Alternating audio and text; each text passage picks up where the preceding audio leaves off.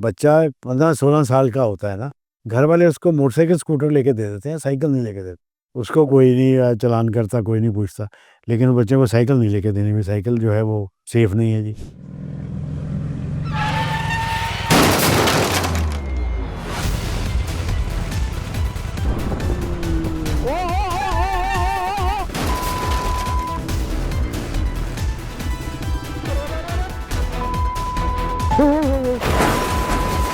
Helmet खोलो, helmet helmet helmet helmet खोलो, helmet खोलो।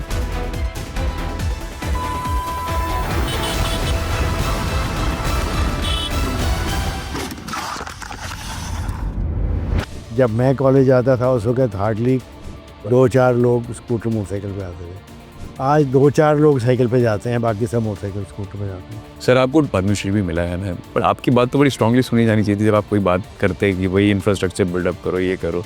मौका मिलता हम यही कहते हैं, भी हमें तो सेफ साइकिलिंग इंफ्रास्ट्रक्चर चाहिए। और ये छोटा लोन भी 2,000 3,000 4,000 साइकिल के ऊपर लोन दो, मोटरसाइकिल स्कूटर के ऊपर देते हो, सबके ऊपर देते हो, तो साइकिल के ऊपर भी लोन करो। वी हैव बीन सेइंग, भी हमें गवर्नमेंट को ऑफिसेज में लोगों को ये कहना चाहिए भी जो साइकिल पे आएगा कुछ इंसेंटिव देंगे, आप साइकिल पे आओ। इतना एयर क्वालिटी खराब, टीवी पे कभी 4 व्हीलर के ऐड आने बंद नहीं हुए, बढ़े ही।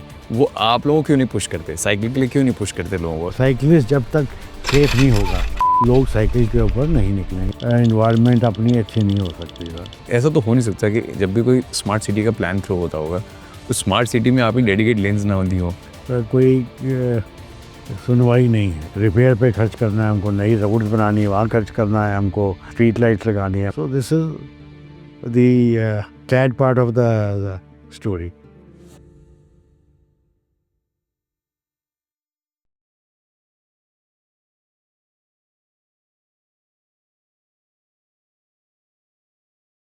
सर पहले तो थैंक यू सो मच हमारे शो का पार्ट बनने के लिए। Thank you so much sir, you are welcome. ऐसी क्या बात। आप सेकंड जनरेशन इस बिजनेस में है, आई एम सेकंड, राइट? तो फर्स्ट जनरेशन फादर थे, तो फादर का जो टाइम था, मतलब उन्होंने कैसे थॉट आया कि मुझे ना साइकिलिंग के ही बिजनेस में आना है? देखिए हमारी फैमिली शिफ्ट हुई पाकिस्तान से। बिल्कुल वो समय। देवर इन सियालकोट, या वहाँ पर स्पोर्ट्स गर्ल्स का धंधा था थोड़ा। ओके। तो यहाँ पर जब आए तो देखा उन्होंने भी यहाँ पर साइकिल पार्ट्स का बिजनेस हो रहा है। कुछ लोग साइकिल पार्ट्स बनाते हैं यहाँ लुधियाना में और मलेरकोटला में। मेरे अंकल पहले ट्रैवल करते थे, जब वो स्पोर्ट्स गुड्स का काम करते थे तो वो ऑर्डर बुक करने के लिए इस तरफ आते थे। तो उन्होंने देखा भी यहाँ साइकिल पार्ट्स का काम होता है, तो थोड़ा ये बॉर्डर से दूर भी है, तो हमारी फैमिली यहाँ शिफ्ट हुई। यहाँ शिफ्ट होके उन्होंने साइकिल पार्ट्स का कुछ काम शुरू किया। जैसे साइकिल के सैडल होती है या ब्रेक सेट होता है और पैडल होता है, उसके कंपोनेंट्स लेके उसको असेंबल करना शुरू किया। भी पैडल बनाया, फिर ब्रेक सेट बनाया, सैडल बनाए। तो मेरे अंकल ट्रैवल करते थे, वो जाके ऑर्डर बुक करके आते थे, तो वो माल बेचना शुरू किया। और साइकिल क्यों सोचा, भी यहाँ पर ऑलरेडी साइकिल का काम हो रहा है बिल्कुल, तो इस शहर में रुक गए। और मेरे एक अंकल को उन्होंने पटना शिफ्ट किया, बिहार में। बिल्कुल। भी ये तो बॉर्डर एरिया है, वो पटना बिहार में चले जाएँ। तो मेरे अंकल एक बिहार चले गए, तो यहाँ से जो साइकिल पार्ट्स बनाते थे वो उनको बिहार भेजते थे, भी आप वहाँ पर बिहार में मार्केट अच्छी है, अच्छा। वहाँ पर साइकिल पार्ट्स का काम अच्छा है। अच्छा। तो वो वहाँ सेटल हो गए। फिर 51 में गवर्नमेंट ऑफ इंडिया ने सोचा भी एटलीस्ट साइकिल इंडिया में बननी चाहिए। पहले साइकिल जापान से और इंग्लैंड से इम्पोर्ट होती थी, बिल्कुल। तो उन्होंने कोई लाइसेंस राज था, तो उन्होंने इनवाइट किया है लोगों को भी, आप साइकिल बनाने के लिए लाइसेंस हम दे रहे हैं, तो आप साइकिल लाइसेंस लो। तो सैकड़े लोगों ने लाइसेंस लिए। लुधियाना में ही कम से कम 30-40 लोगों ने लाइसेंस लिया होगा। अच्छा। ओके। और बंगाल में, असम में, बिहार में, यूपी में, हर स्टेट में साइकिल के लोगों ने फैक्ट्रियाँ लगाने का प्रोग्राम बनाया। और लेकिन सब जो जितनी out of Ludhiana, out of Punjab, Ludhiana के बाहर थी, वो एक एक करके बंद होनी शुरू हो गई, क्योंकि उनको कंपोनेंट्स के लिए सपोर्ट लुधियाना से मिलना लेनी पड़ती थी। हाँ। लेकिन फिर भी एक फैक्ट्री दिल्ली में, जो अटलस साइकिल की आप बात कर रहे थे, अटलस साइकिल सोनीपत में प्लांट लगा है, और वो कंपोनेंट्स आप लुधियाना से लेके जाते थे, कुछ वो इम्पोर्ट करते थे वैसे तक। तो आहिस्ता-आहिस्ता वो उनका फिर उन्होंने ऑफ़िस लुधियाना बना लिया। उनका बड़ा अच्छा काम चला, काफ़ी देर तक चला। उन्होंने फिर एक और फैक्ट्री लगाई अब मध्य प्रदेश में, एक यूपी में भी, साहिबाबाद भी लगाई। बट अनफॉर्चुनेटली वो एक-एक करके बंद हो गया, कुछ फ्रॉम फैमिली डिस्प्यूट। लेकिन लुधियाना में जो फैक्ट्रियाँ थी, उनमें से भी जो ए1 साइकिल और हीरो साइकिल 2 ही कामयाब रही। बाकी छोटे-छोटे कई लोग आए, कई बंद हो गए। वो क्यों बंद हो गए? क्योंकि हर चीज़ की ब्लैक थी। इवन जो साइकिल के साथ हम टायर ट्यूब यूज़ करते थे, वो भी डनलॉप इंडिया लिमिटेड डनलॉप वाले टायर ट्यूब बनाते थे। तो वो साइकिल के साथ लगाते थे हम, क्योंकि और कुछ छोटे मैन्युफैक्चरर्स टायर ट्यूब के नहीं थे। पर डनलॉप का जो टायर ट्यूब था, वो भी ब्लैक मार्केट में बिक जाता था। अच्छा, ओके। इवन जो स्टील हमले मिलता था, वो भी ब्लैक मार्केट में बिक जाता था। कोयला हमको मिलना है फैक्ट्री के लिए, तो वो भी ब्लैक में बिक जाता था। तो वो लोगों ने उसको, हर चीज़ को ब्लैक में बेच के, जिनका था अभी शॉर्ट टर्म विज़न था बिल्कुल। भाई हमने पैसा कमाना है अभी जल्दी से कमा के तो वो ब्लैक करके और उन्हें अपना बिजनेस खराब कर लिया, मैं कहता हूँ। लेकिन हमारी फैमिली का ये था भी हमने साइकिल में ही कामयाब होना है, और हमने भी ये ब्लैक मार्केटिंग की तरफ नहीं जाना, और हमने आहिस्ता आहिस्ता इस काम को आगे बढ़ाना। तो उस हिसाब से हम आगे बढ़ते गए, और जो टायर ट्यूब जो दूसरे जिनको लाइसेंस मिले थे, जिनको मिलते, जो ब्लैक मार्केट में बेचते थे, तो हमारी फैमिली उसको खरीद लेती थी उनसे, "वे हमको दे दो, हम साइकिल बनाएंगे, तुमने नहीं बनाना, हम बनाते हैं।" तो फिर यहाँ पर टायर ट्यूब की फैक्ट्रियाँ भी लगने लग गई। जैसे राल्सन ने फैक्ट्री लगाई, हिंदुस्तान टायर ने लगाई, और इन्होंने शुरू शुरू में इनका टायर बेचना बड़ा मुश्किल था। तो ये लोग हमारे पास आए भी, आप हमारा टायर यूज़ करो। जब भी आपका टायर लगाते हैं वो साइकिल बिकती नहीं है, क्योंकि कस्टमर कहता है मेरे को तो डनलॉप टायर लो टायर चाहिए। तो फिर कुछ हमारी प्रोडक्शन भी बढ़ी, कुछ डनलॉप का टायर की प्रोडक्शन कुछ कम थी या क्या था, फिर हमने कुछ ऐसा प्रोग्राम बनाया, हमारे अंकल ने सोचा कि हम साइकिल के साथ तो आपको डनलॉप टायर ही देंगे, ये राल्सन टायर हम आपको स्पेयर में बेचते हैं। क्योंकि हमारा जो माल जा रहा है यहाँ से, उसके साथ थोड़ा टायर 40-50-100 टायर आपको देते हैं, आप ट्राई करना, अच्छा लगेगा तो हम आपको ये टायर हम साइकिल में लगाएंगे। तो राल्सन ने भी अच्छी क्वालिटी बनाई, और बनाते बनाते वो ऐसा टाइम आया कि डनलॉप वालों ने साइकिल टायर बनाना बंद कर दिया, जिसको कि उनको इकोनॉमीज ऑफ स्केल में समझो कि टायर, साइकिल टायर ट्यूब में उनको इतना नहीं मिलता था जितना ऑटोमोबाइल टायर में मिलता था। इवन सीएट ने साइकिल टायर बनाया। सीएट ने? Yes, okay, not aware, okay. CEAT ने भी साइकिल टायर बनाया, लेकिन वो कामयाब नहीं हो सके। अच्छा, तो लेकिन बाद में ये राल्सन, मेट्रो, हार्टेक्स, कितने ही ब्रांड आ गए अभी। तो सब टायर ट्यूब बड़ा भी, तो यहाँ से, इंडिया से टायर ट्यूब एक्सपोर्ट हो रहा है। कोट का बिल्कुल। तो ये बड़ी डिफरेंट जर्नी है, साइकिल इंडस्ट्री जो है पंजाब में, लुधियाना में कैसे कामयाब हुई।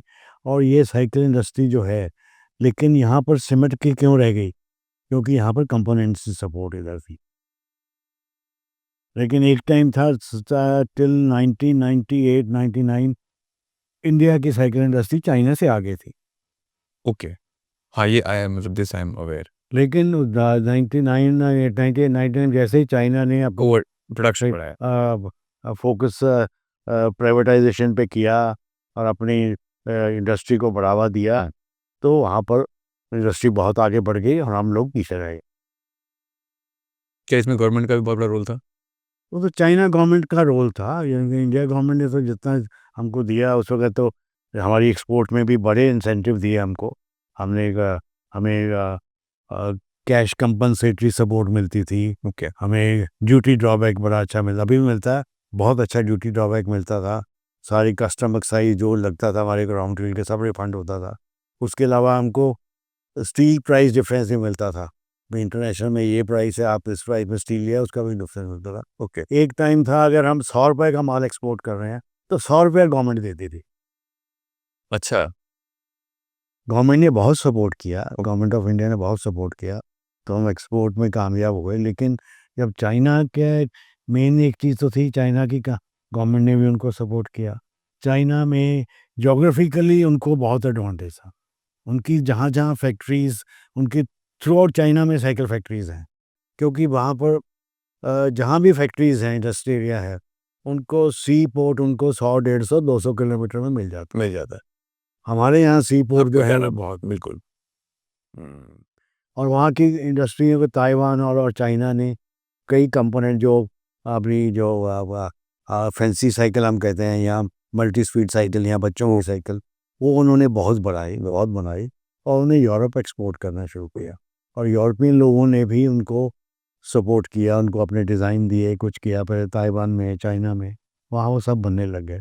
तो जो इंडिया में नहीं बन सके लेकिन हम आज बनाने लगे हैं। अभी हम 2-3 जब से कोविड के बाद इवन यूरोपियन लोग चाहते हैं, अमेरिकन चाहते हैं इंडियन चाइना से हम बाहर निकलें। बिल्कुल। तो उन्होंने हमको सपोर्ट करना शुरू किया। तो अभी हम इंडिया से हम एवन साइकिल भी अच्छी एक्सपोर्ट कर रहे हैं यूरोप और अभी हमको वॉलमार्ट ने भी सेलेक्ट किया है। वॉलमार्ट को भी हम साइकिल्स दे रहे हैं। हमारी ट्रायल शिपमेंट चली गई हैं।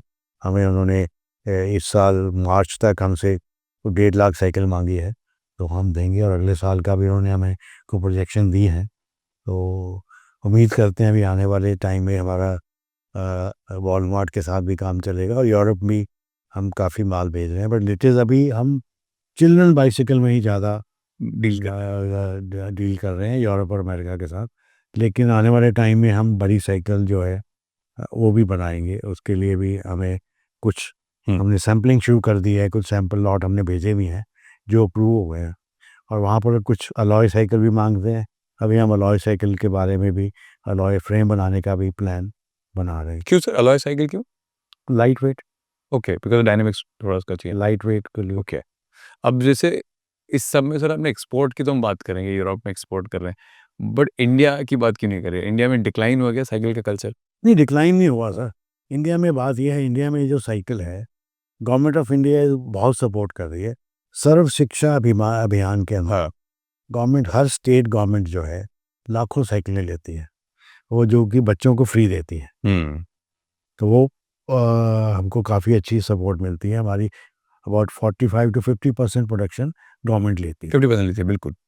और बाकी जो है हम मार्केट में बेचते हैं। मार्केट में लेकिन जो सेफ साइकिलिंग जो इंफ्रास्ट्रक्चर ना होने की वजह से तो वो स्टैंडर्ड साइकिल जो है हमारी या वो बड़ी साइकिल जो है वो कम बिकती है। बच्चों की साइकिल बहुत बिकती है। बच्चों की साइकिल देखो हर बच्चे हम साइकिल इस हिसाब से अच्छी साइकिल बना रहे हैं और बच्चे भी जो हैं आजकल देखिए मोस्टली 2 या 3 बच्चे। बिल्कुल। और पेरेंट्स भी चाहते हैं बच्चे को अच्छी से अच्छी एजुकेशन मिले और अच्छी से अच्छी चीज़ हम लेके दें। तो और बच्चा भी चाहता है भी मैं हर अब जब दूसरी क्लास नई क्लास में जाऊँ तो मेरे को नया साइकिल मिले साइकिल और उसका बच्चे का भी साइज़ बढ़ता है और हम साइकिल का भी साइज़ उस हिसाब से बढ़ाते हैं। बिल्कुल। तो अभी हमने सबसे छोटी साइकिल जो है 2-3 साल के बच्चों के लिए भी साइकिल बनाई है, फिर 4-5 साल के लिए बनाई है, 5 से फिर हमारे डिफरेंट काइंड्स 12 इंच व्हील से है कि हम 29 इंच व्हील तक साइकिल बनाते हैं। भी हम चाहते हैं भी हर साल बच्चा नई क्लास में जाए तो पेरेंट्स उसको नई साइकिल लेके दें। तो बच्चों की साइकिल में बहुत अच्छी ग्रोथ है और अच्छी सेल मिल रही है। लेकिन उसमें पीछे 2-3 साल हमें काफ़ी हिट हुआ क्योंकि साइकिल के ऊपर जीएसटी था 12%। बिल्कुल सर।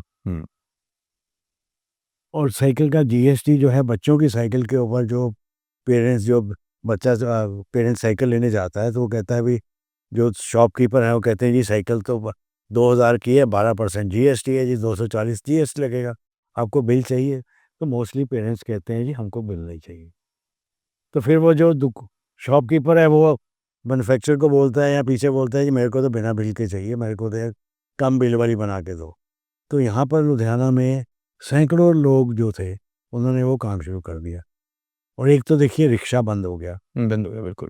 नहीं तो वो जो लोग रिक्शा के पार्ट्स बनाते थे या रिक्शा के पार्ट्स की रिप्लेसमेंट बहुत थी। वो जो बंदे रिक्शा के पार्ट्स बनाते थे या स्टैंडर्ड साइकिल जो थी पहले ब्लैक साइकिल के पार्ट्स बनाते थे वो उनका काम हो गया बंद, बहुत कम हो गया। तो उन्होंने सबने साइकिल असेंबल करनी शुरू कर दी और बच्चों की साइकिल असेंबल शुरू कर दी और साथ में उन्होंने कर दिया भी हम आधा बिल बनाएंगे या बिना बिल के माल देंगे। वो बहुत ज़्यादा इतना जितना हम वो 4-5 बड़ी कंपनियां जो हैं जो बिल के साथ काम करती हैं या जिसको हम ऑर्गेनाइज सेक्टर कहते हैं, जितना वो बना रहे हैं उससे ज़्यादा वो लोग बनाने लग गए। लेकिन अभी ये जो GST 2 आया है अभी पीछे अपना दिवाली के पास, उससे वो GS साइकिल के ऊपर GST उन्होंने कर दिया 5%। तो उससे अभी हमारी सेल कुछ बढ़ रही है और वो लोगों को डिस्करेजमेंट मिल रही है अभी 5% की कि कितनी चोरी करेंगे, अगर चोरी करेंगे उसके ऊपर खर्चा भी होता है। तो वो अब लोग धीरे धीरे कम कर रहे हैं वो चोरी, तो उससे हमारा काम अच्छा होगा, बढ़ेगा और साइकिल की सेल भी बढ़ेगी और लोग बिल वाला माल ज़्यादा लेंगे तो हमारे लिए बेटर है।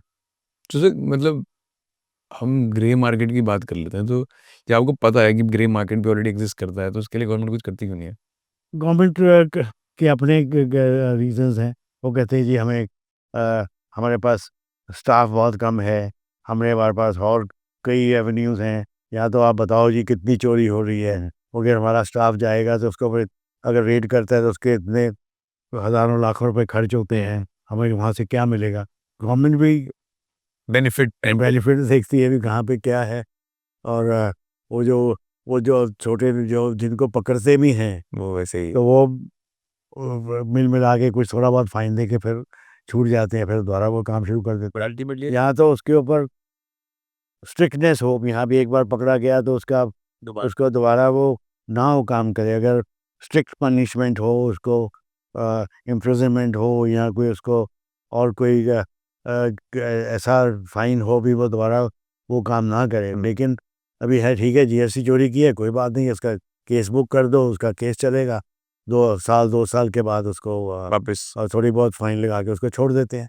तो वो ऐसा फाइन नहीं है या ऐसी चीज़ नहीं है कि वो आगे से वो काम बंद कर दे। तो हमारा जो लॉ है थोड़ा वो उसमें वो थोड़ा वीक है, तो उसको गवर्नमेंट कैसे उसको कंट्रोल कर सकती है वो गवर्नमेंट को देखना है। तो लेट्स से हम लोग तो उनको कई लोगों के हमने नाम भी दिए, कई रिपोर्ट्स भी भेजी कि यहाँ पर चोरी हो रही है, यहाँ चोरी हो रही है, लेकिन थोड़ा बहुत एक्शन होता है फिर ख़त्म हो जाता है। ऐसे मैं एक मेजर प्लेयर हूँ, जैसे आप अपने एक मेजर प्लेयर अपने लाइन में, तो आपके लिए तो एक वो इनकरेज की जगह डिस्करेजमेंट हो गया। आप तो सोचेंगे यार मैं इस धंधे में क्यों रहूँ, ऐसे तो मैं नहीं कितना नहीं नहीं, बट स्टिल अपने अपने बिजनेस एथिक्स हैं। हम चाहते हैं ठीक है जितना काम जो हम सही तरीके से करेंगे वही करेंगे, दूसरा नहीं करेंगे। बट आप भी तो सोच सकते हो कि यार मैं भी थोड़ा मेल प्रैक्टिस में आ जाऊँ। नहीं, हम कर नहीं सकते वो काम। देखिए उसको कंट्रोल करना, उसको सँभालना बड़ा मुश्किल है। कै कै भी कितना कितना कैश आएगा जी, इतना चेक जाएगा जी, ये होगा, वो होगा। It is hell of A brother. जितना बड़ा अगर आपने काम लार्ज पे बड़े स्केल के पे करना है और उसको प्रोफ़ेशनलाइज़ करना है, अपने स्टाफ के थ्रू मैनेज करना है, then you can't do it. तो ये लोग जो अपना 2-4 फैमिली के बंदे हैं या घर के बंदे बैठ के काम कर रहे हैं, वो तो कर लेंगे, लेकिन हमारे स्केल पे ऊपर जाके ऐसा काम ना पॉसिबल है, ना हम उसके बारे में सोचते हैं। लेट्स से सर दिल्ली की बात करते हैं। मैं अभी थोड़ी देर पहले डिस्कशन कर भी रहा था।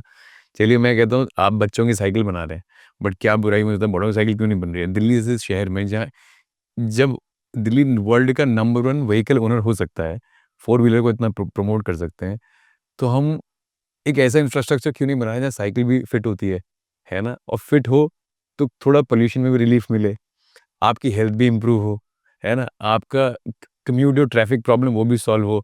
और ऐसा तो नहीं है कि आप रिक्शा किसी को पुल करने वाला, आप साइकिल चलाने को बोल रहे हैं, बैक टू द रूट्स आने को बोल रहे हैं।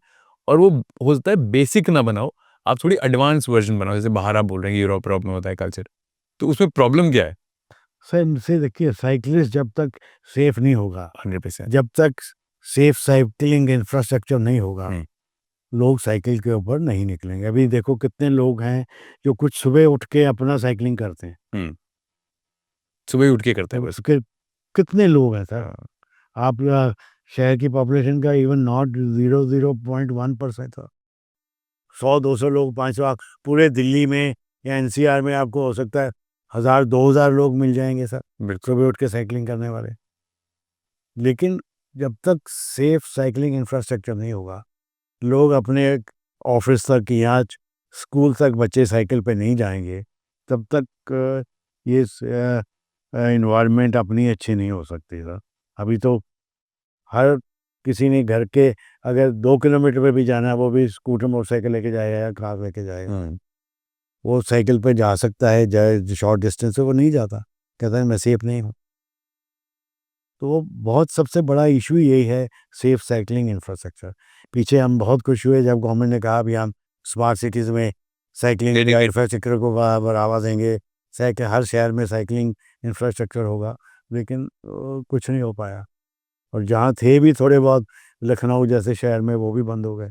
दिल्ली में भी उन्होंने कई शीट बनाया था शीला दीक्षित जी ने, कुछ वो बस कॉरिडोर भी बने थे, लेकिन वो आम आदमी पार्टी ने आके सब तोड़ दिए, कहते नहीं जी इसकी ज़रूरत ही नहीं है।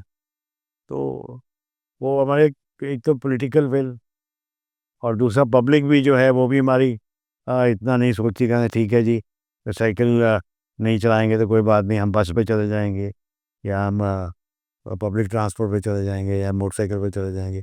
लेकिन अगर पब्लिक खुद अवेयरनेस हो भी, यहाँ भी मेरे को साइकिल जो है उसके साथ मेरी सेहत ठीक रहती है, मेरे को पोल्यूशन मैं नहीं करता, मेरे को अगर आप मानोगे नहीं, मैंने अपने ड्राइवर को एक साइकिल दी, वो पहले उसके बहुत साइकिल पे आता था, लेकिन उसने मोटरसाइकिल ले लिया, उसको होगी डायबिटीज़। तो मैंने कहा भाई दो साइकिल दो देखो, तो उसको हमारे सिस्टम है कंपनी में, अगर कोई मोटरसाइकिल स्कूटर पे आता है तो उसको स्कूटर का अलाउंस मिलता है, साइकिल पे आता है तो साइकिल का अलाउंस मिलता है। मैंने कहा मैं तेरे को मोटरसाइकिल अलाउंस अलाउ कर दूंगा, बट प्रोवाइडेड जो साइकिल पे आओ। और आप मानोगे नहीं, वो 1 महीना साइकिल पे आया तो उसकी डायबिटीज़ ठीक हो गई। ठीक हो गई, करेक्ट। लेकिन लोग समझते नहीं है, ना ही कोई और समझता है। अगर पर वो कहते हैं मैं सेफ नहीं हूँ जी, मेरे को जल्दी आना होता है, सुबह रात को मैं लेट हो जाता हूँ, मैं साइकिल पे नहीं जा सकता। तो मैं अब 2 3 महीने के बाद फिर वो मोटरसाइकिल पे आ गया, और अल्टीमेटली फिर डायबिटीज वापस आ गई। सो दिस इज द क्या बोलते हैं, sad part of the story. Let's say मैं इतना एयर क्वालिटी खराब हो, मैं दिल्ली में रहता हूँ तो पूछ सकता हूँ सवाल, इतना एयर क्वालिटी खराब हुआ, बट टीवी पे कभी 4 व्हीलर के ऐड आने बंद नहीं हुए, बढ़े ही कि आप नई गाड़ी लॉन्च हो रही है, खरीदिए खरीदिए। तो इसका मतलब कोई तो उसे पुश कर रहा है, कोई तो पुश कर ही रहा है कि आप पुश करिए, कौन देख रहा है एयर की तरफ, छोड़िए। सर अभी हाँ, गाड़ियों के ऊपर भी जीएसटी कम किया है, करेक्ट।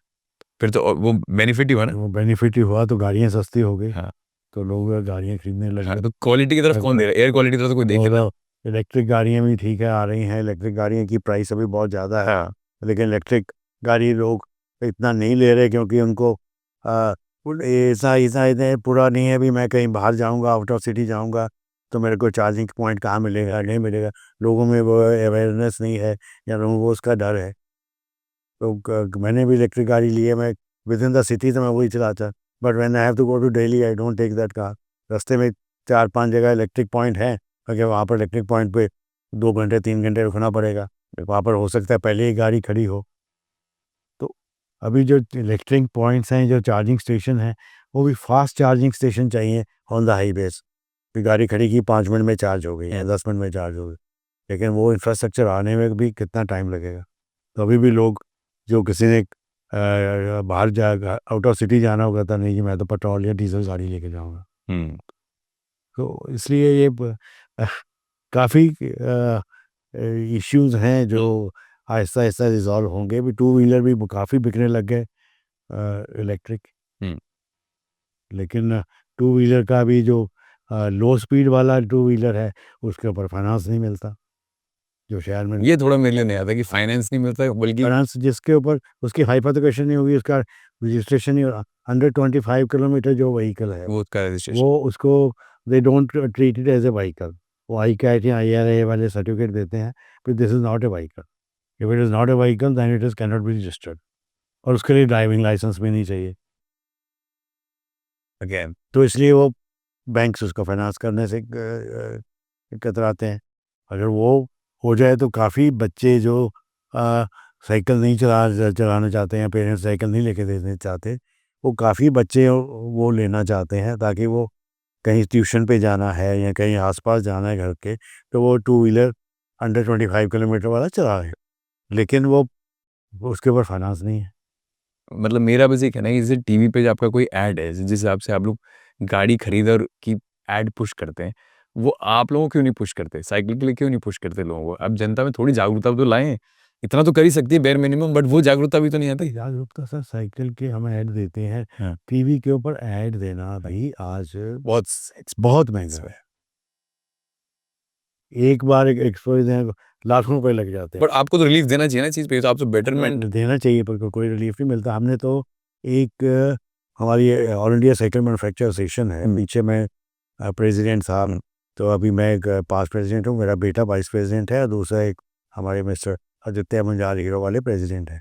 तो हमने एक फ़िल्म भी बनाई, भी जैसे एग की प्रमोशन हो रही थी, भी संडे हो या मंडे रोज़ खाओ अंडे, हमने कहा था भी ऐसी कोई फ़िल्म बना ली हमने, भी साइकिलिंग करो, साइकिलिंग से सेहत अच्छी होगी, एनवायरनमेंट अच्छा होगा, ये होगा वो होगा, वो सब फिल्म भी बनाई। फिल्म बना के हम मिनिस्ट्री के पास गए भी आप कुछ सपोर्ट करो हमको। हम हीरो की वो फिल्म एवन की या हीरो की या किसी कंपनी की नहीं है, वो साइकिलिंग प्रमोशन के लिए है, भी साइकिल प्रमोट होनी चाहिए, पर कोई सपोर्ट नहीं मिली। ना ही किसी चैनल वाले को बोला भी हम ये इंफ्रास्ट्रक्चर के लिए कर रहे हैं, कुछ हेल्प करो, उन्होंने भी कोई सपोर्ट नहीं दिया। जो हमारा टैरिफ रेट है हम उसी में आपको देंगे। तो फिल्म हमारी वो पड़ी रहे, क्योंकि चलाने के लिए फिल्म बनाने में तो इतना पैसा नहीं लगा जितना चलाने में लगेगा। सो इंडिविजुअली हम थोड़ा बहुत प्रमोट करते हैं, बट अभी आईपीएल में हमने पीछे किया या कहीं और किया, तो जितना हम कर सकते हैं करते हैं, but it cost lot of money. But cycle is a low value addition item, हमारा इसमें मार्जिन 4-5% से ज़्यादा मार्जिन नहीं होगा। ओके, तो हमारे पास इतना बड़ा बजट नहीं होता भी हम जैसे गाड़ियों वालों के पास या स्कूटर वालों के पास करोड़ों रुपए का बजट होता है, हमारा बड़ा लिमिटेड बजट होता है। तो हम देखते हैं भी हमको कहाँ पर प्रमोट करना है, कहाँ पर हमने ऐड देना है, हमने ट्विटर पे करना है या हमने यूट्यूब पे करना है या हमने फेसबुक पे करना है या हमने न्यूज़पेपर में करना है, तो या मैगज़ीन में करना है, तो टीवी का बजट हमारा बहुत लिमिटेड हो। ऑब्वियसली गवर्नमेंट ही आपको पुश नहीं करेगी तो फिर अब लेट्स से सर ऐसा तो हो नहीं सकता कि जब भी कोई स्मार्ट सिटी का प्लान थ्रो होता होगा तो स्मार्ट सिटी में आपकी डेडिकेट लेन्स ना दी हो।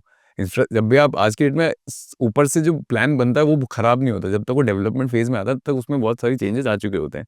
तो मेरा ये कहना है कि ऐसा तो हो नहीं सकता कि वो एक इन्वायरमेंट फ्रेंडली चीज़ को उन्हें आउटर स्केल पर रखा, उसे रखा तो होगा उस प्लान में, तो प्लान जाता कहाँ एंड में।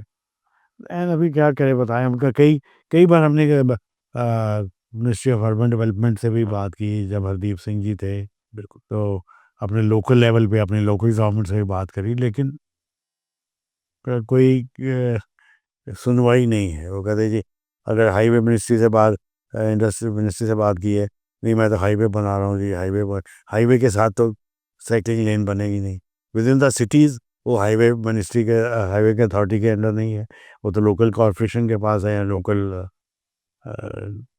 अथॉरिटीज़ के पास है। तो वो कहते हैं जी हमें पहले रिपेयर पे खर्च करना है, हमको नई रोड्स बनानी है वहाँ खर्च करना है, हमको ट्यूबवेल नए लगाने हैं, स्ट्रीट लाइट्स लगानी है, हमारे पास और कई तरह के रिक्वायरमेंट्स है। तो साइकिलिंग के लिए हमारे पास कोई बजट नहीं है, साइकिलिंग लेन के लिए।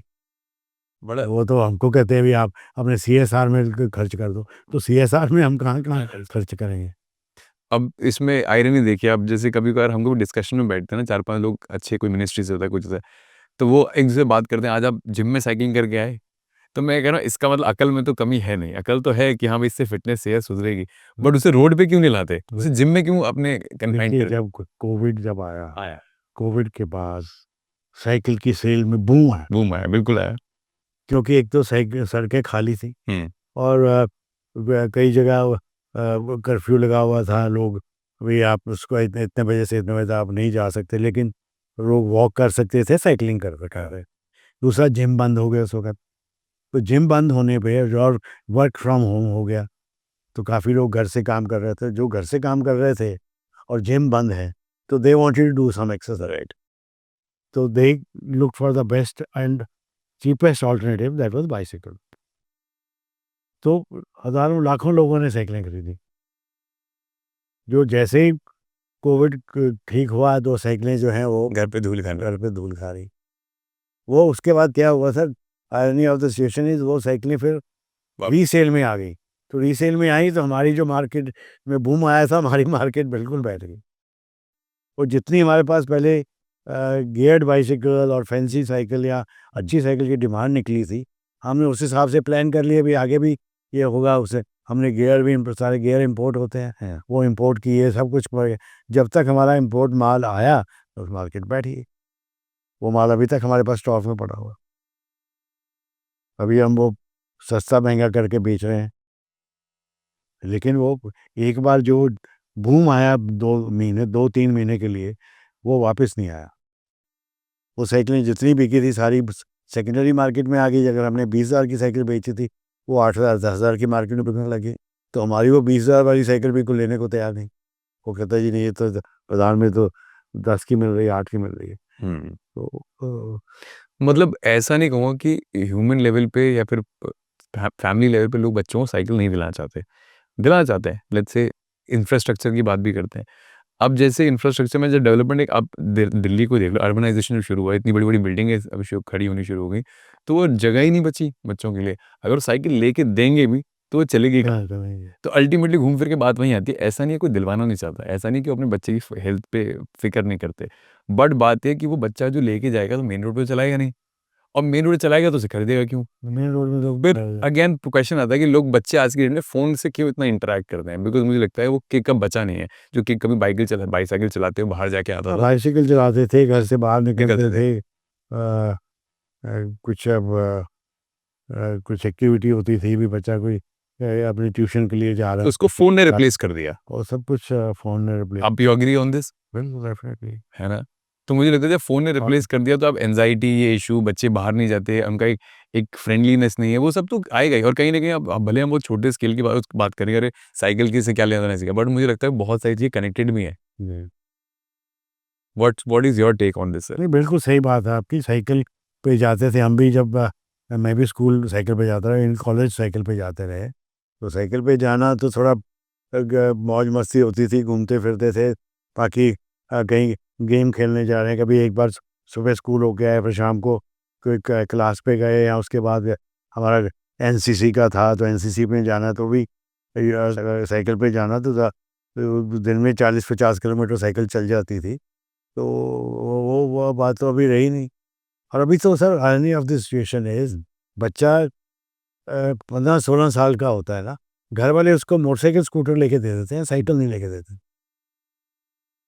आप किसी हमारे जो है लुधियाना में स्कूल के बाहर जाओ, वो बताए बच्चे को 18 साल तक लाइसेंस नहीं मिलना। नहीं मिल रहा। और स्कूल वाले भी कहते हैं जी, इनकरेज नहीं करते भी, आप लेके आओ। स्कूल के अंदर वो उसका मोटरसाइकिल खड़ा नहीं होने देते, लेकिन स्कूल के बाहर खड़ा है। किसी भी स्कूल के बाहर चले जाओ, वहाँ पर मोटरसाइकिल, स्कूटरों की लाइनें लग रही हैं। पियो पार 16, 15, 16, 17 साल के बच्चे के ऊपर मोटरसाइकिल, स्कूटर है। हुँ। उसको कोई नहीं चालान पॉइंट है। करता, कोई नहीं पूछता। लेकिन बच्चे को साइकिल नहीं लेके देनी, भी साइकिल जो है वो सेफ नहीं है जी, उसकी स्पीड कम है, वो उससे गिर जाएगा। मोटरसाइकिल, स्कूटर से गिरेगा तो बिल्कुल नहीं बचेगा, साइकिल से तो फिर बच जाएगा सारा। लेकिन वो बच्चे भी मना लेते हैं पेरेंट्स को, पेरेंट्स भी मान जाते हैं, नहीं जी कोई बात नहीं, मोटरसाइकिल ले दो, स्कूटर ले दो। हुँ। सर जैसे अभी तो हम बड़े अर्बन इंडिया की बात कर रहे हैं, लेट्स से रूरल इंडिया। क्या आपके पास ऐसी कोई कहानी आई कि आज भी लोगों के लिए साइकिल खरीदना भी एक डिस्टेंट ड्रीम है, मतलब रूरल इंडिया में? है, कुछ है सर, कुछ एरिया में है। कुछ एरिया में है, लेकिन देखिए इसीलिए तो जो गवर्नमेंट जो सर्व शिक्षा अभियान में बच्चों को साइकिलें दे रही है। तमिलनाडु में एक जा रही है साइकिल, वेस्ट बंगाल में जा रही बिल्कुल, है, बिल्कुल। अपना राजस्थान में है, गुजरात है, मध्य प्रदेश है, सब लोगों को गवर्नमेंट साइकिलें खरीद के देती है। झारखंड में जा रही है साइकिल। तो सब उनके लिए तो साइकिल जो है वो उनको मिल जाती है, तो दे सेलिब्रेट। हुँ। तो उनकी फैमिली में एक साइकिल आ गई, और अगले बच्चा अगली से क्लास में गया, उसको एक और मिल गई। तो इतना ज़्यादा इससे आपका ना जो लिटरेसी रेट भी अपना इंडिया का इम्प्रूव हुआ है। Improve okay. एमपी में, गुजरात में, इवन साउथ में, तमिलनाडु में literacy rate has improved a lot. Okay. But again कोई ऐसी आपको कोई स्टोरी सुनाई दी हो कभी साइकिल से रिलेटेड कि आपको लगा है बड़ी किसी के लिए इतनी इतनी वो एक नीड ऑफ द आवर भी हो सकती है? अभी भी सर यहाँ पर भी लुधियाना में भी ना कुछ हमने पीछे का हम करते हैं, जो भी अच्छे बच्चे पढ़ते हैं, 10th क्लास या 12 प्लस 2 में पास होते हैं, जो अच्छे नंबर मेरिट लेके आया, तो हमने कहा भी जिस बच्चों के जो बच्चे के पेरेंट्स अफोर्ड नहीं कर सकते, ठीक है, उनको हम साइकिल स्पॉन्सर करेंगे। तो 20-25 साइकिल हम हर साल देते हैं बच्चों को, इवन इन लुधियाना डिस्ट्रिक्ट। यहाँ पर भी इस शहर में भी ऐसे लोग हैं जो बच्चों के लिए साइकिल नहीं ले सकते। आई वो तो है सर। अभी जो जो जो पेरेंट आजकल महंगाई इतनी बढ़ गई है, जो 15-20 हज़ार रुपये महीना कमाता है वो बेचारा बच्चों को 3-4 हज़ार की साइकिल कहाँ नहीं मिलेगा। फिर साइकिल के ऊपर कोई लोन नहीं मिलना उसको, कोई EMI नहीं है। तो वो है ऐसे बंदा काफ़ी लोग हैं उधर में आके फिर जिनको मिलती है साइकिल फिर वो थैंक्स करने आते हैं, कुछ बताते हैं जी हमने साइकिल ली थी जी, हम पढ़े हैं इतना, हमने कॉलेज में भी चले गए। अभी कई लोग अभी कॉलेज में, जब मैं कॉलेज जाता था उस वक्त हार्डली किसी के पास 2-4 लोग स्कूटर मोटरसाइकिल से आते थे। बिल्कुल। आज 2-4 लोग साइकिल पे जाते हैं, बाकी सब मोटरसाइकिल स्कूटर पे जाते हैं या कार पे जाते हैं। तो उनके जितने साइकिल स्टैंड थे वो मोटरसाइकिल स्टैंड बन गए। और कॉलेज के बाहर, अंदर तो जगह नहीं है, बाहर सब गाड़ियाँ पार्क होती हैं। हम्म। सर आपको इतना ट्रेड करने के लिए पद्मश्री भी मिला है ना, ट्रेड को सब बढ़ावा देने के लिए। पर आपकी बात तो बड़ी स्ट्रांगली सुनी जानी चाहिए थी जब आप कोई बात करते कि भाई इंफ्रास्ट्रक्चर बिल्डअप करो, ये करो। नहीं, हम देखो क्या कोशिश तो शुरू से ही कर रहे हैं। क्या ये two side of the coin है ऐसा? सब तरह अपनी तरफ से भी कर रहे हैं, अपनी एसोसिएशन की तरफ से भी कर रहे हैं। और जब भी जिस फोरम को अब हमको मौका मिलता है हम यही कहते हैं भी हमें तो सेफ साइकिलिंग इंफ्रास्ट्रक्चर चाहिए और माइक्रो फाइनेंसिंग चाहिए साइकिल के ऊपर। माइक्रो फाइनेंसिंग में मतलब? माइक्रो फाइनेंसिंग में ये छोटा लोन भी 2,000-3,000 ओके, साइकिल को परचेज के ऊपर लोन दो। नहीं तो आप मोटरसाइकिल स्कूटर के ऊपर देते हो, सबके ऊपर देते हो, तो साइकिल के ऊपर भी लोन करो। कि वो बैंक कहता है जी मेरे को 3,000 के लोन के ऊपर भी उतनी डॉक्यूमेंटेशन है जितना मेरा 50,000 का लोन है। हाँ, तो कई इश्यूज हैं but still we are fighting with them. तो उनसे what are the major thing you fight with? मेन चीज़ तो यही है अभी इंफ्रास्ट्रक्चर जो है। First focus is always on infrastructure, safe cycling infrastructure. चलिए लेट्स से किसी ने इंफ्रास्ट्रक्चर बिल्डअप किया, क्या इंडिया में अभी इतनी मैच्योर ऑडियंस है कि उसे उसे यूज करना जानती है? हो जाएगा सर, अगर सेफ इंफ्रास्ट्रक्चर होगा। और then we have been saying भी हमें गवर्नमेंट को ऑफिसेज में लोगों को ये कहना चाहिए भी जो साइकिल पे आएगा उसको हम 200 रुपये एक्स्ट्रा देंगे। कोई साइकिल पे आता है तो उसको भी हम आपको कुछ इंसेंटिव देंगे, आप साइकिल पे आओ। तो वैसे करके कुछ प्रमोशन हो सकती है बट पहली चीज़ है गवर्नमेंट की विल चाहिए, इंफ्रास्ट्रक्चर चाहिए और गवर्नमेंट की विल चाहिए। तभी तो घूम फिर के वहीं बात ले आए हम। इंफ्रास्ट्रक्चर सबसे पहले चाहिए। लेट्स से सर इतना फ्लक्चुएशन की बात हम ऑलरेडी करी हुई है, इतना फ्लक्चुएशन है साइकिल इंडस्ट्री में। आप इतना रिलेवेंट कैसे रहते हो कि भाई आज मेरा माल बिकता रहे बढ़िया तरीके से? देखिए हमें मार्केट में एक स्कीम्स लेके आते हैं। अभी इतनी साइकिल लोगे तो आपको ये मिलेगा, इतनी साइकिल लोगे तो प्रमोशन मिलेगा। हाँ, वो तो हम करते हैं भी। हम एक आप अगर 100 साइकिल लेते हो तो आपको ये मिलेगा, 200 लेते हो तो ये मिलेगा। ओके, मंथली स्कीम्स होती हैं, कुछ ईयरली स्कीम्स होती हैं, कुछ हम उनको कहते हैं भी आप इतना माल बेचोगे तो हम आपको फॉरेन टूर देंगे। अच्छा। या तो डिफरेंट स्लैब्स, डिफरेंट स्कीम्स, हर वक्त लानी कुछ ना कुछ प्रमोशन के लिए करना पड़ता है। ओके। और कुछ हम स्कीम्स देते हैं, कुछ हमारे जो डिस्ट्रीब्यूटर हैं वो स्कीम्स देते हैं अपने सब डीलर्स को कि हम तुम इतना साइकिल बेचोगे तेरे को मोबाइल फ़ोन मिलेगा, ये बेचोगे तेरे को हम टीवी लेके देंगे।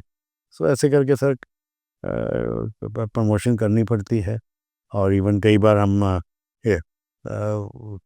फॉर कंज्यूमर स्कीम्स भी चलाते हैं भी। आपको उनको कोई स्क्रैच कार्ड स्कीम दे दिया भी, आप स्क्रैच करोगे तो आपको गिफ्ट मिलेगा। हो गया, different schemes are always going on in the market. कितनी कौन-कौन सी कंट्रीज़ में सर साइकिल यहाँ से बहुत स्पीड से आती है? बिकॉज़ ये तो सर इंडिया का कैपिटल ही समझ लीजिए, साइकिल कैपिटल ही समझ लीजिए इसे तो। तो कहाँ किस-किस कंट्री में हमारी साइकिल जाती है मोस्टली? नहीं, हमारा देखिए हमने शुरुआत में तो एक्सपोर्ट जब शुरू की, पहली हमारी एक्सपोर्ट हुई थी अफ़गानिस्तान और ईरान। अच्छा। फिर उसके बाद फिर अफ़्रीका में शुरू हो गया काम, ईस्ट अफ़्रीका, वेस्ट अफ़्रीका, फिर सेंट्रल अफ़्रीका, अभी साउथ अफ़्रीका में भी थोड़ा बहुत भेज रहे हैं। तो देन अभी स्टार्टेड ये बांग्लादेश शुरू हो गई, मार्केट बांग्लादेश जाना शुरू हो गया, फिर श्रीलंका जाना शुरू हो गया। तो ऐसे करके neighbouring countries and African countries ये पहले शुरुआत वहाँ। ये खुद क्यों नहीं बनाते, मतलब जैसे श्रीलंका है खुद क्यों नहीं बनाता? श्रीलंका बनाने लग गए, श्रीलंका में बनना शुरू हुआ थोड़ा बहुत। हाँ। वो भी ज़्यादा कंपोनेंट सब चाइना से लेके आते हैं, वहाँ पर जो बनता है माल वो उनको सुनामी हिट कंट्री या कुछ और, उनको चाइना से माल लेके उधर वहाँ से उनको ड्यूटी, प्रेफरेंशियल ड्यूटी लग जाती है यूरोप में, अमेरिका में। तो basically they are assembling units in Bangladesh and Sri, दोनों असेंबलिंग करते हैं। बहुत कम कंपोनेंट्स खुद बनाते हैं, जितने इंडिया में कंपोनेंट बनते हैं इतने कहीं नहीं बनते। और अफ्रीका में भी कोई साइकिल प्लांट नहीं है। एक प्लांट लगा था तंजानिया में, एक लगा था ज़ैम्बिया में, वो दोनों बंद हो गए क्योंकि वो एक वहाँ पर इकोनॉमीज ऑफ स्केल नहीं मिल बन पाया या कुछ है। यहाँ पर भी ना जो साइकिल है सर, ये नहीं भी हम साइकिल को ऐसी नहीं चीज़ नहीं भी एक तरफ से स्टील डालो दूसरी तरफ से साइकिल आ गया। साइकिल में 350 डिफरेंट पुर्जे हैं, और 350 पुर्जे बनाने के लिए हज़ारों छोटे छोटे यूनिट लुधियाना में लगे हुए हैं।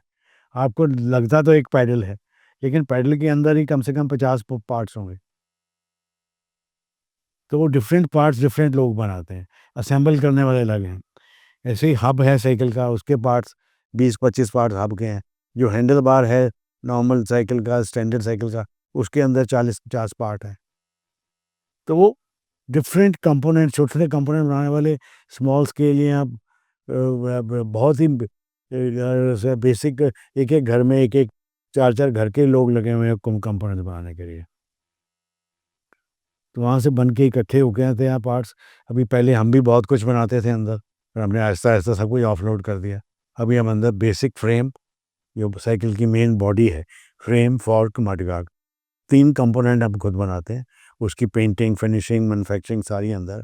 बाकी जितने कंपोनेंट्स हैं हम सब सोर्स करते हैं, and all 100% from Ludhiana, different companies in Ludhiana. तो उनको इकट्ठा करके, बट क्वालिटी कंट्रोल हम चेक करते हैं, उसका असेंबली चेक करते हैं, उसको देन फाइनली असेंबली हम खुद करते हैं, फिर हम मार्केट में उतारते हैं। जैसे जो गाड़ियों में कहते हैं, फोर व्हीलर्स की बात करते हैं कि इंडिया में जो कार अवेलेबल होती है उसका ग्लोबल स्टैंडर्ड के हिसाब से अलग होती है, किसी और कंट्री में आती है उसका स्टैंडर्ड अलग होता है। क्या साइकिल में भी ऐसा होता है? देखिए, साइकिल जो है हमारा इंडिया में जो स्टैंडर्ड है वही अफ्रीका में बिकता है, ओके। और मिडल ईस्ट में साउथ कंट्री में वही बिकता है। लेकिन यूरोपियन स्टैंडर्ड इज़ डिफरेंट। और क्या चेंजेस आते हैं उसमें? उसमें क्वालिटी स्टैंडर्ड्स हैं सर, काफ़ी पैरामीटर्स हैं। अभी जैसे ब्रिटिश BIS में ब्रिटिश स्टैंडर्ड अलग है, जर्मन का अलग है, डेनर स्टैंडर्ड अलग है, यूरोपियन स्टैंडर्ड अलग है। तो थोड़े थोड़े बड़े माइनर डिफरेंट चेंजेस हैं, बट मेन चीज़ उनकी है quality. And the stress is on the children bicycle का हमारे को ज़्यादा है, भी चिल्ड्रन, बच्चों के लिए जो प्लास्टिक यूज़ हो, वो बच्चा अगर मुंह में डाल ले तो बच्चे को कोई प्रॉब्लम ना हो। अच्छा, ओके। तो उसकी, तो आप इंडिया में ध्यान रखते हैं? इंडिया में सब चलता है सर, लेकिन अभी हमने यहाँ भी वही शुरू किया गया वहाँ पर। देन कोई शार्प एज नहीं होना चाहिए साइकिल अच्छा। के ऊपर, कहीं बच्चे का हाथ लगे तो हाथ नहीं कट जाए। जहाँ उसका मड गार्ड होता है या फॉर्क होता है या उसका चेन कवर है, कहीं भी इतना ध्यान रखती है। इतना भी कहीं भी शार्प एज नहीं होना चाहिए। यहाँ पर इंडिया में सब चलता है, इधर कोई बात नहीं जी, किसी का हाथ कट गया तो कट गया, कोई बात। और वो ब्रेकिंग स्टैंडर्ड भी है, अभी ब्रेक ऐसी होनी चाहिए, पर यहाँ पर वो नहीं है। लेकिन यहाँ पर भी क्वालिटी स्टैंडर्ड आया है, that is only reflector. Cycle के ऊपर जो क्वालिटी स्टैंडर्ड गवर्नमेंट लेके आई है सुप्रीम कोर्ट के ऑर्डर के बाद, that is only for the standard bicycle और द एडल्ट बाइसिकल। भी उसके ऊपर, साइकिल के ऊपर ये BIS वाले रिफ्लेक्टर होने चाहिए। चिल्ड्रन बाइसिकल में वो नहीं है। तो लेकिन बाहर जो हैं वो रिफ्लेक्टर्स तो हैं ही हैं, बच्चों की साइकिल के ऊपर तो नहीं, एडल्ट बाइसिकल के ऊपर। लेकिन ब्रेकिंग का भी है, और पेंट का भी है। अभी पेंट भी ऐसा होना चाहिए, उसमें लेड कंटेक्ट इतना चाहिए, वो इतना चाहिए पेंट का भी, और प्लास्टिक के भी पार्ट्स ऐसे चाहिए। और मेन चीज़ है भी, शार्प एज नहीं होने चाहिए, किसी का इंजरी नहीं हो। मतलब ऐसा नहीं है कि आप नहीं बनाना चाहते, जब आपको इंडिया में कोई स्टैंडर्ड ही सेट नहीं कर रखा तो अभी आप अच्छा करना चाहते हैं। अभी इंडिया में स्टैंडर्ड सेट हो रहे हैं। Set. जैसे अभी हम फ्रेम हम बनाते हैं with ISI marking, Right. BI, जो भी Indian standard ISO mark. Fork भी ISO बनाते हैं, मडगार्ड भी ISO बनाते हैं। बाइसिकल की चेन हम जिससे लेते हैं वो भी ISO मार्क है। फ्री व्हील भी ISO मार्क है। रिम भी ISO मार्क है। टायर ट्यूब भी ISO मार्क है। लेकिन चाहिए ये भी सारे 100% कंपोनेंट शुड भी ISO मार्क। इवन साइकिल के ऊपर भी ISO मार्क होना चाहिए। लेकिन वो भी इतनी हमारी इंडस्ट्री जो है वो रेडी नहीं हो रही। कुछ लोग रेडी हो रहे हैं, बाकी इंडस्ट्री रेडी नहीं हो रही। तो इंडस्ट्री रेडी होगी जब गवर्नमेंट की विल होगी, गवर्नमेंट चाहेगी तो यहाँ भी ये करना है। जैसे उन्होंने ऑटोमोबाइल में कर दिया, अगर BS 2 है, 3 है, 4 है, 5 है, 6 पे पहुँच गए, वैसे साइकिल को भी इनको करना चाहिए। तो होगा, उम्मीद करते हैं वो भी टाइम आएगा। लेट्स से मेजर प्लेयर भी इसमें, आप तो बाहर के प्लेयर्स भी इसमें आ चुके हैं, है ना, साइकिल इंडस्ट्री में आ चुके हैं, क्या वो आपको थोड़ा सा इम्पैक्ट करते हैं? तो बाहर के प्लेयर कहाँ से है, कौन सा है? शायद कोई अच्छा, अब कोई भी मेजर इंडियन इंडिया में सर इतना हमारी जो मोनोपोली इकोनॉमीज ऑफ स्केल कह लो, यहाँ हमने इतना हमारी मशीनरी डेप्रिशिएट हो चुकी है, और आज कोई डेट में कोई नया प्लांट लगाना चाहे उसका cost cost return of investment ही नहीं, इंटरेस्ट ही नहीं निकाल पाएगा वो। आज हमारे पास कम से कम 20-25 एकड़ जमीन लैंड है यहाँ पे, हमारे पास 4-5 lakh square feet covered area है। उतना बनाना और फिर प्लांट मशीनरी के ऊपर लग खर्चा है, तो कम से कम 100-150 करोड़ कोई लगाएगा तो प्लांट लगाएगा, तो 100-150 करोड़ के ऊपर कितना इंटरेस्ट कॉस्ट है। कॉस्ट है।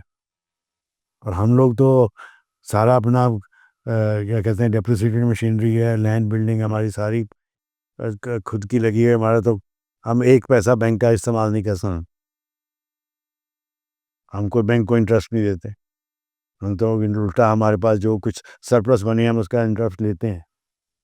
तो हमारे को compete करने बाहर से कौन आएगा? कौन है ऐसा? हम शायद आपकी पहले स्टार्टिंग में बात भी कर रहे थे, ऐसा हुआ नहीं हुआ कभी पूरे इसमें कि आपके ऊपर कभी चैलेंजिंग टाइम ना आया हो? देखिए चैलेंजिंग टाइम आया उस वक्त। देखिए 73 में मैंने बिजनेस ज्वाइन किया, तो 73 तक हमारी एक साइकिल बनता था हमारी कंपनी में। एक हमारा फ्री व्हील का प्लांट अलग लग गया था, चेन का लग गया था, रिम का लग गया था।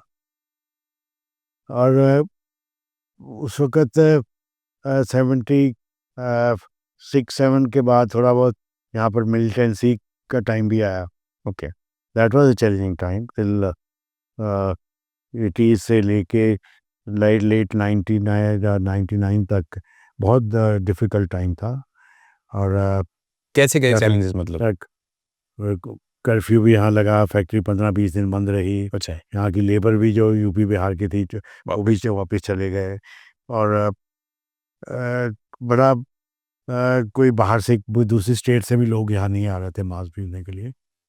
तो but still anyhow we manage, भी जैसे भी था अपना काम चलता रहा थोड़ा बहुत। तो फिर उसके बाद हमारे को स्टील की बड़ी दिक्कत थी। तो स्टील की दिक्कत से हमारी फैमिली ने सोचा भी स्टील से हमको बैकवर्ड इंटीग्रेशन करना चाहिए। कोई स्टील का प्लांट यहाँ नहीं था, तो कोल्ड रोल स्ट्रिप बनाने के लिए हमारी फैमिली ने सोचा कोल्ड रोल स्ट्रिप बनानी चाहिए। तो कोल्ड रोल स्ट्रिप उस वक्त वो भी अंडर लाइसेंस था, लाइसेंस चाहिए था तभी हम बना सकते थे। लेकिन लाइसेंस अप्लाई किया तो steel lobby was very strong, उन्होंने हमें लाइसेंस नहीं लेने दिया। लेकिन हमारी फैमिली की विल थी और इच्छा था कि हमने बनाना ही है, स्टील तो बनाना ही है। तो हमने अपना वर्किंग कैपिटल जो दूसरी कंपनियों में था कुछ था, हमने कुछ लोकल मशीनरी यहाँ से ली, कुछ थोड़े बहुत इंपोर्ट करके हमने स्टील मिल लगा दी। लेकिन स्टील मिल का लाइसेंस नहीं मिला, तो उसको चलाने के लिए हमें दिक्कत आने लगी बहुत भी, क्योंकि एक तो वर्किंग कैपिटल हमारा जो भी दूसरी कंपनियों का था वो भी लग गया, क्योंकि उसके ऊपर टर्म लोन तो कोई लिया नहीं था, ना मिल सकता था। तो फिर यहाँ पर सेंट्रल गवर्नमेंट में बहुत हमने हल्ला किया, सब कुछ कर आके हमने हिम्मत करी। हमारे लोकल जो चैम्बर ऑफ कॉमर्स थे, लोकल इंडस्ट्री ने सपोर्ट किया भी इनको कम से कम कैप्टिव यूज़ के लिए लाइसेंस दो। पीओजे साइकिल बनाते हैं या अपने जो कंपोनेंट्स अपने वेंडर से लेते हैं उनको बना के स्टील दे देंगे, कहीं मार्केट में ये स्टील नहीं बेचेंगे। तो कैप्टिव यूज़ के लिए हमको लाइसेंस मिला। और वो जो टाइम 7-8 साल का था। 7-8 साल? हाँ, 6 समय जब वो प्लांट लगा, कुछ हुआ, फिर लाइसेंस मिला, तब तक सारा कुछ सेट हुआ। That was a challenging time भी। हमको कैसे इतना फाइनेंशियल प्रॉब्लम्स आई भी, कभी इस कंपनी से पैसा इधर लेके आओ, इधर से उधर लेके आओ। फिर वो उस वक्त कोई RTGX नहीं थी या कुछ नहीं था, तो कैश उठाना, एक बैंक से 50,000 उठाओ, एक क्या बैंक से 2 लाख उठाओ, इधर से उधर पैसा जमा कराओ, उधर से कराओ, ताकि वो रोज़ जब चेक आते थे बैंक में क्लियरिंग आती थी। आजकल तो को पता ही नहीं लगता, तो क्लियरिंग आती थी 12:30-1 बजे भी चेक बैंक में लगने हैं। करेक्ट। तो कोई ना कोई कभी मैंने जाना, कभी मेरे कज़न ने जाना, बैंक मैनेजर को मिलना, जी ये चेक आ गए हैं सर, ये पास करो, इतना हमारे पास अरेंजमेंट है, इतनी पेमेंट आ रही है, इतना हमारा माल स्टेशन पे पड़ा है, वो हम अभी उठा के लाएंगे तो सारे प्रूफ देना। वो उसको लॉक एंड की में रखेंगे, वो मिलेगा, या ये हमारा हमारा डिस्पैच हो रहा है, इसके बिल बनेंगे, ये बिल हम आपको शाम को लेट नहीं तो कल सुबह दे देंगे, इसके अगेंस्ट हमको हमारे चेक पास कर दो। तो वो that was a challenging time. थोड़ा एक्सपोर्ट भी जब करते थे, यहाँ से माल बॉम्बे जाता था, बॉम्बे से शिपमेंट करवाने के लिए खुद जाना पड़ना था, जाते थे भी जल्दी से जल्दी, वहाँ से डॉक्यूमेंट लेके आए, कोई कोरियर सिस्टम नहीं था, तो खुद ट्रैवल करना, रात की यहाँ से ट्रेन पे बैठ के दिल्ली जाना, दिल्ली से फ़्लाइट लेके बॉम्बे जाना, बॉम्बे से डॉक्यूमेंट कलेक्ट करने, फिर अगले दिन शाम को वहाँ से फ़्लाइट लेके दिल्ली आना, दिल्ली से रात की ट्रेन में बैठ के सुबह यहाँ आना, फिर बैंक में डॉक्यूमेंट्स देने। It was very tight flight. बिल्कुल। और हमारे बैंक मैनेजर मेरे को याद है, कहना ये टाइट फ्लाइंग में आप फंस जाओगे, ये नहीं करो, ऐसे नहीं करो, कभी अभी तो करना ही है सर, आपको हमको साथ देना पड़ेगा। तो मैं उस वक्त पंजाब नेशनल बैंक में था हमारा ज़्यादा अकाउंट। तो आज भी कभी भी पंजाब नेशनल बैंक का कोई सीनियर ऑफिसर आता है या बैंक मैनेजर आता है, वो को मिलने आएगा, भी पीछे उनके सीएमडी आए थे, तो मैंने कहा सर हम पंजाब नेशनल बैंक को नहीं भूल सकते, आज जो कुछ भी A1 साइकिल है वो पंजाब नेशनल बैंक की वजह से है। ब्यूटीफुल। और उन्होंने हमारे टेस्टिंग टाइम में हमके ऊपर ट्रस्ट किया और हमको साथ रखा, और हमें जितनी भी एडिशनल लिमिट चाहिए थी वो दी, तो हम यहाँ खड़े हैं। तो अभी तो वो आ जाते हैं, जी आपकी लिमिट है, आपने यूटिलाइज नहीं करी, 31 मार्च आ रही है, इतनी यूटिलाइज कर लो। करेक्ट। तो मैंने कहा जी ये अभी मेरे बेटे कहते हैं जी सर पापा वो यूटिलाइज करेंगे, ब्याज पड़ेगा 2 दिन का। मैं कहा यार कोई बात नहीं, इन्होंने हमारा जो साथ दिया है, तो ये 2 दिन के लिए अगर हम कोई करेक्ट। करना पड़े तो वी शुड नॉट से नो। मतलब मुझे ऐसा, जैसे आपने बताया कि स्टील प्लांट के लिए आपको इतना सब कुछ करना पड़े, लोगों की मोनोपोली थी स्टील वालों की, मुझे नहीं पता कि एक एस्टेब्लिश बिजनेसमैन को भी इतने जुगाड़ से काम कराना पड़ता है इंडिया देश। नहीं सर वो उस वक्त तो वो ND तिवारी जी थे आज। एंडी तिवारी मेरे को थे ना। हाँ, तो उन्होंने हमें काफ़ी सपोर्ट किया। हाँ, मतलब जुगाड़ से चलता है ऐसा। अभी उनको मिले, अभी हाँ भी ये ऐसे हमने कर लिया है काम, अभी बताओ अभी क्या इसको बंद कर दें। ND तिवारी जी आप कभी पंजाब आए तो हम उनको मुझे मालूम है सर। फैक्ट्री ले आए, उनको फैक्ट्री में दिखाया, ये जैसे सर मिल लगाई है, और उसमें छोटे स्केल पे है, जिसको हम बड़ा करेंगे, लेकिन हमारा जो बनेगा, हमारी साइकिल की जो प्राइस है वो ज़्यादा ना बढ़ जाए, हमने इसलिए ये लगाया है। करेक्ट। ये साइकिल जो है अफोर्डेबल रहे और गरीब आदमी के हाथ से नहीं निकले। तो साइकिल सब, ये देखो सर साइकिल आज भी 3500-4000 की आपको साइकिल मिल जाती है। बिल्कुल। अगर आज मैं बात करता हूँ, जब मैंने ज्वाइन किया बिजनेस 73 में, 140 रुपए का 1 तोला सोना था और 140 रुपए की साइकिल थी, और 25 रुपए का ये आपका बजाज या वेस्पा स्कूटर था। आज देख लो स्कूटर की क्या, और 23,000 की एम्बेसडर गाड़ी थी। ये चीज़ें मेरे को अभी आज तक याद है। 23,000 की एम्बेसडर गाड़ी थी, 23,000 की। आज देखो 23,000 का सर एक स्कूटर में नहीं मिलता। मिलता, बिल्कुल। और साइकिल 140 वाली कितनी, 3,000 हुई।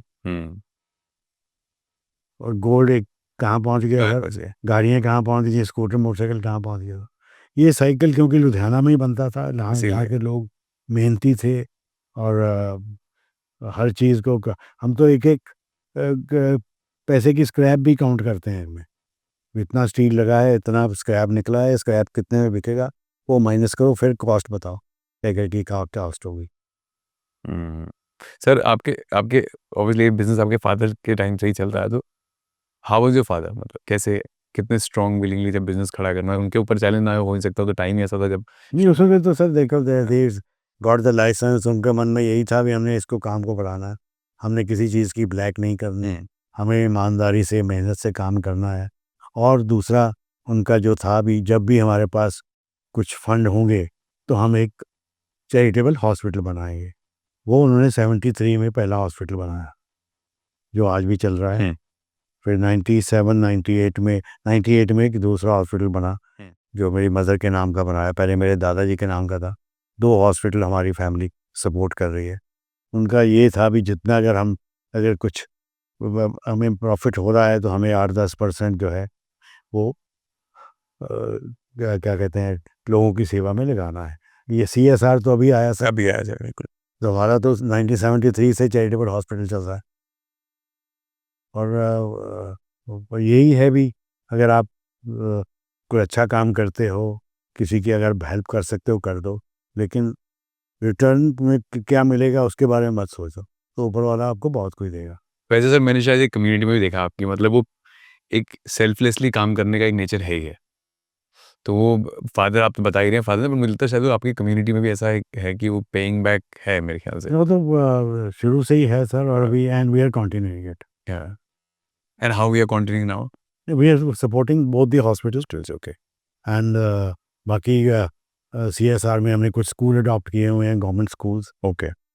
कुछ हम एक दो हॉस्पिटल्स जो हैं उनको तो सपोर्ट करते ही हैं, स्कूल अडॉप्ट किए हुए हैं।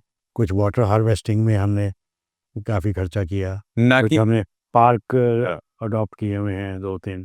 तो अरे कुछ लोग तो सीएसआर इसलिए चलो कंपनी से थोड़ा सा अपना काफ़ी चीज़ घुमाने के लिए कर लें, पर ऐसा नहीं, आप मतलब मोटिवली सच में ऐसा है कि जेन्युइनली आप पे नहीं, हम generally we are doing that. और एक यहाँ पर एक संवेदना ट्रस्ट है, वहाँ पर हम फ्री एम्बुलेंस चलाते हैं। ओके। तो free ambulance, free mortuary service, तो उसको भी सपोर्ट करते हैं। और यहाँ पर सिविल हॉस्पिटल में भी जो हम कर सकते हैं सर करते हैं, बस ज़्यादा कहने की तो जितना CSR में जितनी हमारी एलिजिबिलिटी बनती है, हमारा उससे प्लस ही खर्च होता है। मेरा सेकंड लास्ट क्वेश्चन है सर आपसे, कि जैसे आपने बोला ना मेरा बैंक से कभी-कभार जब मेरा मंदा समय चला तो बैंक ने बड़ा हाथ रखा, और जब अपना समय सही गया तो अब तो लोग कैसे कहते हैं अपना अच्छा समय चल रहा है तो बैंक को जाने दो, क्या फ़र्क पड़ता है? तो आप वो रिलेशन को आज भी मानते हो कि रिलेशन हमेशा बना के रखना है? बिल्कुल मानते हैं। अभी को आके कहता है ना जी, मेरे पास मेरे बैंक की लिमिट बन गई जी। अभी मेरे को, मैं कहा बैंक की लिमिट बनी है भाई, ये वापस भी करना होता है। ये नहीं बैंक की लिमिट होगी भी आपके पैसे हो गए, ये वापस भी करने हैं। बैंक की EMI और बैंक की लिमिट अगर आपने ली है तो टाइम से वापस करो, टाइम से उसको करो, तो तभी बैंक आ गया आपको साथ देगा। कई लोग अपना कितने NPA हो रहे हैं, लाखों कितना कुछ हो रहा है, तो वो देख के ज़रा अच्छा नहीं लगता। अभी जब भी हमारे ब्रांच में PNB में जहाँ हमारा अकाउंट है, जब भी नया मैनेजर आता है वो हमको मिलने आता है। आगे बहुत टाइम था जब हम उनको मिलने जाते थे। तो रिलेशन तो बड़ी चीज़ है। हाँ, तो वी ऑलवेज वैल्यू रिलेशनशिप। और एक बात आपको और बताऊँ, हमारे साथ जो वेंडर्स जुड़े हैं जो हमको माल सप्लाई करते हैं, वो भी थर्ड जनरेशन हमारे साथ कुछ आ गई, कई फोर्थ अच्छा। जनरेशन भी आ गई। अभी now we will be starting 75th year next year. तो हम 75 ईयर की एक प्रॉफिटेबल बुक बनाने का प्लान बना रहे हैं जिसको, तो उसमें मैंने एक हमारी जो पब्लिसिटी एजेंसी है, एडवर्टाइजिंग एजेंसी वाले आए, ऐसे क्या, मैं क्या आप रिलेशनशिप के ऊपर करो काम। मैंने आपको बताऊंगा, हमारे जो वेंडर्स हैं, सॉरी, जो 3 साल थर्ड जनरेशन फोर्थ जनरेशन हमारे साथ जुड़े हैं, उनका राइट अप लो भी, उनको कैसे लगता है। अभी मेरे फादर के साथ काम करते थे, अच्छा। मेरे साथ काम किया, अभी मेरे बच्चों के साथ भी कर रहे हैं, तो उनको एवन के बारे में क्या फीलिंग है, क्या बात है। ऐसे हमारे जो डीलर्स हैं जो हमारा माल बेचते हैं, वो भी थर्ड जनरेशन फोर्थ जनरेशन हमारे साथ जुड़े हुए हैं। ओके। और उसके बाद जो हमारे इनकम टैक्स कंसल्टेंट हैं, हमारे चार्टेड अकाउंटेंट हैं, वो भी थर्ड जनरेशन में थे। अच्छा। तो मैंने उनको कहा हमारे पास कोई फैक्ट्री में वर्कर भी हैं जो सेकंड या थर्ड जनरेशन हमारे पास काम कर रहे हैं। तो उन सबको मैंने कहा भाई हम लिस्ट डाउन करते हैं, आप उनको इंटरव्यू करो, उनका जो राइट अप है, उनका जो फीलिंग है उनके बारे में, you document that in that coffee table book. आपने कैसे लुधियाना को बदलते देखा है? देखिए, मैं तो मेरा बर्थ 52 का है, और तो हम तो देखा भी, शुरू में रिक्शा चलते थे या गांगास चलते थे, हाँ। और सड़कें भी कुछ तंग थी। बहुत कम थी। हाँ। और मैं तो वो आहिस्ता आहिस्ता बहुत कुछ बदलाव देखे हैं। अ, हर चीज़ ही में बदलाव हुआ। शहर के अंदर 3-4 तो रेलवे फाटक क्रॉसिंग थे, बिल्कुल। तो वहाँ हर रेलवे क्रॉसिंग के ऊपर रश लगता था। पहले तो रेलवे क्रॉसिंग डिफरेंट तरह के थे वो, जो फिर बाद में वो बैरियर वाले आ गए। तो स्टेशन भी बहुत छोटा सा था, और घर के आसपास कोई 4-5 किलोमीटर से पहले कोई शॉप भी नहीं थी, कोई फ्रूट लेने भी हमको जाना होता मॉडल टाउन से हम घंटाघर चौक जाते थे। साइकिल से नहीं, साइकिल से नहीं, उस वक्त तो हम सप्ताह से जाते थे, साइकिल ही नहीं लेकिन बाद में और जब थोड़े बड़े हुए तो थोड़ा साइकिल से भी आने जाने लगे, तो काफ़ी चेंजेस आई। तो ट्रैफिक भी इतना नहीं था, इतनी पॉपुलेशन नहीं थी। अभी तो बहुत ज़्यादा थिकली पॉपुलेटेड ये शहर हो खैर हो गया। कोई 40 लाख के करीब तो आबादी हो गई है। बिल्कुल। और माइग्रेटरी लेबर बहुत है, सारी यूपी बिहार से लेबर आती है।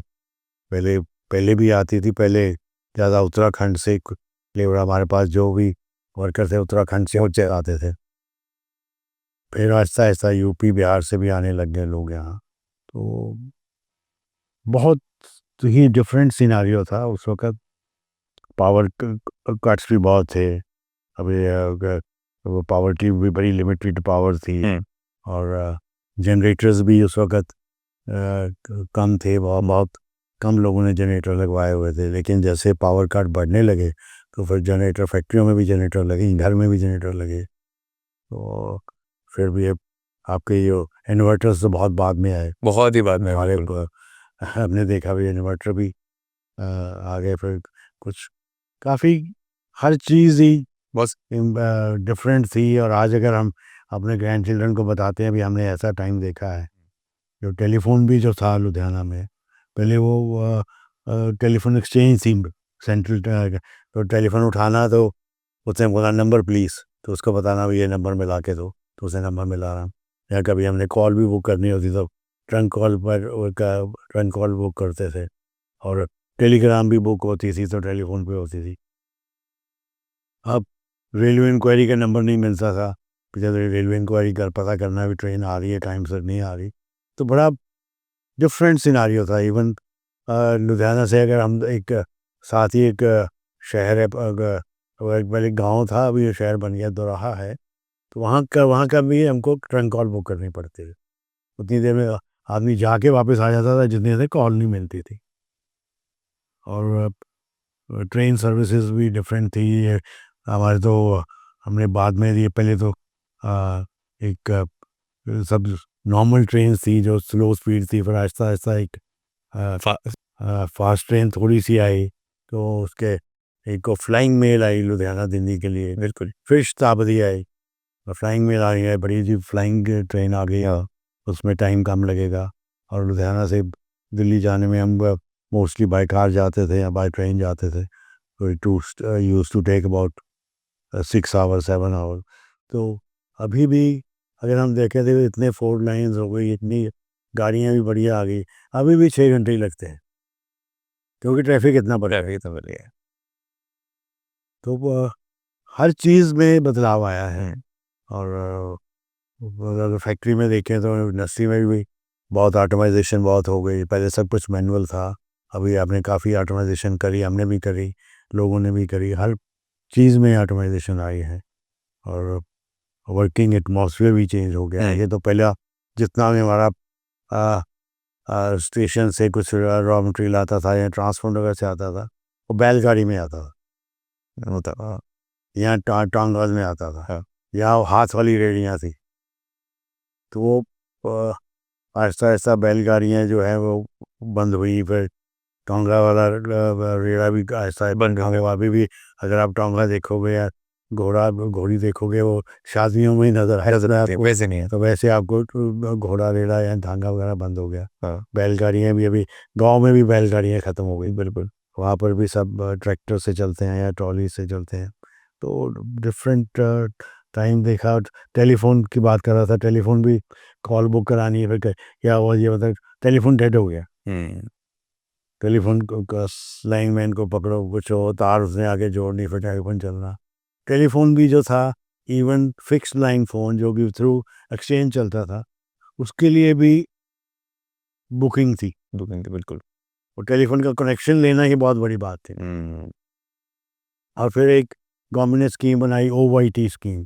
फिर आया भी हाँ जी, अगर आप एक्सपोर्ट करते हो तो आपको तो आपको प्रायोरिटी मिलेगी। तो उसमें भी 25,000 रुपये, मेरे को याद है, 25,000 रुपये आप डिपॉजिट कराओ, तो वाईटी स्कीम में आप आओगे और आपको अगर आपकी एक्सपोर्ट है तो फिर आपको प्रायोरिटी मिलेगी। फिर उसके बाद वो एक आई एक्सचेंज आएगी का, अभी आप डायल कर सकते हो। हम उससे बहुत खुश हुए, अभी हमको नंबर प्लीज़ का चेंज का नहीं जाना पड़ेगा, हम खुद नंबर डायल कर रहे हैं। वो जो शुरू में जो एक्सचेंज आई लुधियाना में, वो क्रॉस बार एक्सचेंज थी, मेरे को आज भी याद है। उसमें डायल टोन नहीं आती थी फ़ोन में, फ़ोन उठा के रखो तो डायल टोन आएगी, तब आप नंबर डायल कर सकते हो। तो कितने साल तो वो चलता रहा, फिर उन्होंने एक्सचेंज चेंज करी तो ताकि भी फ़ोन उठाओ साथ ही आप डायल कर सकते हो। फिर आहिस्ता-आहिस्ता एसटीडी डायलिंग शुरू हुई, तब विद इन इंडिया एसटीडी हुआ, फिर आईएसडी हुआ।